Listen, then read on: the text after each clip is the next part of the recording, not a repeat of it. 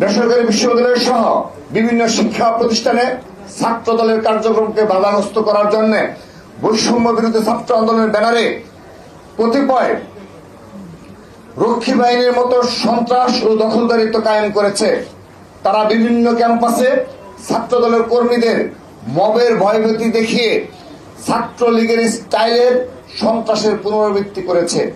Campus তো বটেই, এমনকি ক্যাম্পাস প্রাঙ্গণের বাইরে গিয়ে ছাত্র দলের নেতাকর্মীদের কার্যক্রম পরিচালনা বাধা দেওয়া হচ্ছে, যা গণতন্ত্র ও মত প্রকাশের স্বাধীনতার সুস্পষ্ট লঙ্ঘন। এটা নতুন নামে সেই পুরাতন ফ্যাসিবাদ। এই চলমান দখলদারিত্ব ও সন্ত্রাসী এই হত্যার পেছনে খুনি সন্ত্রাসীদের সাহস ও মদত জুগিয়েছে বলে ছাত্রদল বিশ্বাস করে। দিনে দিনে ছাত্রদলের নেতাকর্মীদের ডিহিউম্যানাইজ করার যে পরিকল্পিত ষড়যন্ত্র, এটা অত্যন্ত পরিকল্পিতভাবে সাজানো হয় শহীদ পারভেজদের হত্যাকাণ্ডের বৈধতা মাধ্যমে। পারভেজের খুনিদের রাজনৈতিক প্রশ্রয়দাতা সহ খুন ও সন্ত্রাসী কর্মকাণ্ডে জড়িত সকলের যথাযথ বিচার ও শাস্তি নিশ্চিত করতে হবে।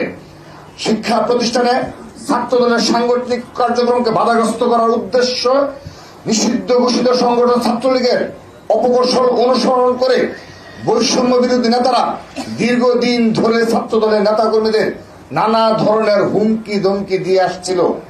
এরই ধারাবাহিকতায় একটি পরিকল্পিত চক্রান্তের অংশ হিসাবে ছাত্রদলকে নেতৃত্ব শূন্য করা এবং ছাত্রদলকে ভয়ভীতি দেখিয়ে এবং ছাত্রদলের রাজনীতিতে সক্রিয়ভাবে অংশগ্রহণকারী শিক্ষার্থীদের মধ্যে ভীতি সঞ্চার করতে তারা নানাবিধ ষড়যন্ত্রের কৌশল অবলম্বন করেছে।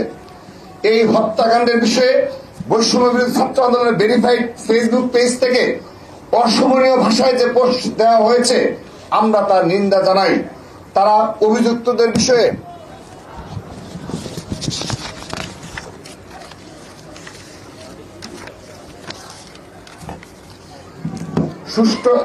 সুষ্ঠু তদন্ত দাবি করতে পারতেন, কিন্তু তা না করে অশোভন ভাষায় আক্রমণ ও তদন্তের আগেই অভিযুক্তদের পক্ষে নেওয়াটাই প্রমাণ করে তারা অপরাধ আড়াল করাতে বিশ্বাসী। আমরা মনে করি এই সংগঠনের প্রতিটি কমিটিতে যেভাবে সাবেক ছাত্রলীগ সন্ত্রাসীদের ঠাঁই দেওয়া হয়েছে, তারা যেভাবে সাবেক ছাত্রলীগারদের পুনর্বাসনের দায়িত্ব নিয়েছেন, এই অশোভন ভাষা সেই প্রক্রিয়া ও চরিত্রেরই বহিঃপ্রকাশ। আমরা তাদেরকে ষড়যন্ত্রের নীল নকশাহীন সঠিক ও ইতিবাচক ধারার ছাত্র রাজনীতি চর্চার আহ্বান জানাই। একই সাথে আমরা গভীর উদ্বেগের সাথে লক্ষ্য করছি, বর্তমান অন্তর্বর্তীকালীন সরকারও সকলের প্রতি সমতা ও ন্যায্যতা নিশ্চিত করতে পারছে না। বৈষম্য বিরোধী ছাত্র আন্দোলনের নেতৃবৃন্দের সাথে তারা বিভিন্ন সময়ে দফায় দফায় আলোচনা করলেও বিভিন্ন সরকারি নিয়োগগুলো এককভাবে বৈষম্য বিরোধীদের তালিকা ধরে দিলেও তারা ছাত্র দলের মতো বৃহৎ ও জুলাই আন্দোলনের সর্বাধিক শহীদের ছাত্র সংগঠনের সাথে কখনোই আনুষ্ঠানিক বসে কোনরূপ আলোচনা করেনি। বিভিন্ন ঘটনায় বিচার নিশ্চিত করার বিষয়ে প্রশাসন থেকে আমরা যথাযথ সহযোগিতা পাই না। প্রশাসনে এখনো হাসিনার প্রেতাত্মা লুকিয়ে আছে, আর এদেরকে উৎসাহ আশ্রয় দিচ্ছে বৈষম্য বিরোধী ছাত্র আন্দোলনের কতিপয় নেতৃবৃন্দ। বিভিন্ন ঘটনায় সেটা বারবার প্রমাণিত হচ্ছে।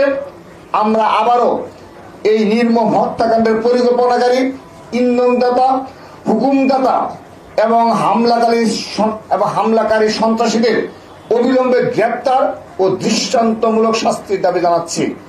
ছাত্র নেতাদের জীবনে নিরাপত্তা নিশ্চিত করার জন্য অন্তর্বর্তীকালীন সরকারের কাছে জোরালো দাবি জানাচ্ছি। তাদেরকে বিভিন্ন বিষয়ে একপাক্ষিক আচরণের বদলে সমতা ও ন্যায্যতা নিশ্চিত করার আহ্বান জানাচ্ছি।